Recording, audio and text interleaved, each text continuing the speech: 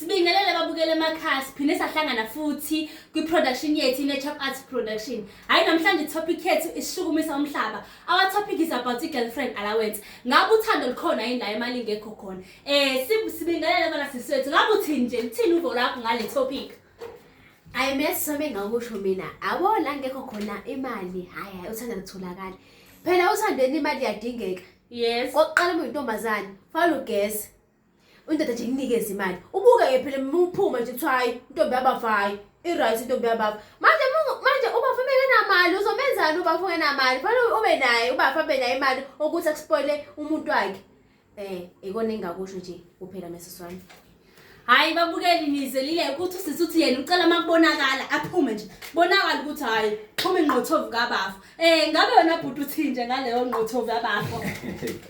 Ngibingelele sisi ngiyamuzwa usisi futhi ngingaphikisani naye umbono wakhe kodwa ke mina umbono wami uhlukile lento yokukhokhisana ngiyibize ngokuthi ukukhokhisana anganesi no direct no indirect esikolweni sabafundi labantu laba balapha emgwaqweni noma laba bako point ko Butterworth bafuna imali which means even nalaba ke esithi sijola nabo noma esithi sisemathandweni nabo bambathisile ngoba nabo bafuna imali bonke bafuna imali ingakho ngithi i direct ne indirect hayi ingemali le ngokwami yebo hayi ke nizile ke direct ne indirect wena sisikabe uthini ngalabo direct no indirect manje umuntu wakho mengenamali shothi awumthandi noma umthanda engenayo imali.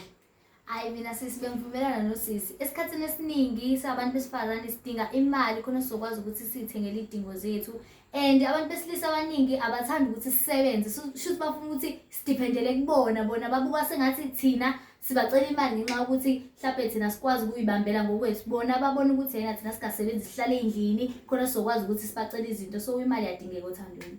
Hayi kushuthi sisuka la majidini ineke nizonele nithi abafazi abahlala emakhaya ngoba emsebenzini khona abafana sebehlele emakhaya sebefuna allowance nithi banikhokhisa yayikho makhokhisana la awukho makhokhisana futhi uzwela uthini banike ngiyamuzwa ke futhi kodwa ke kulesi sikhathi samanje ngiyacabanga ukuthi sesinama smartphone akekho umuntu ongenayo calendar u2026 manje akona u1948 yes la kwakuthiwa khona abantu besifazane bangasebenzi abantu besifazane basebeyakha imizi manje mawubuka kahle ayisekho lento ukuthi indoda ethi umuntu wesifazane angasebenzi angazi ngathi uqhamukaphi so le mali ibuye ibe inkinga ngoba sinezinto ezifana no GBV nje ingakho into nani inemali mawulandela mawuthola ukuthi abantu besifazane bebulawa kangaka nje ekugcineni umuntu usuke ekhalela ukuthi kade ngangifaka imali yami akasangifuni ke manje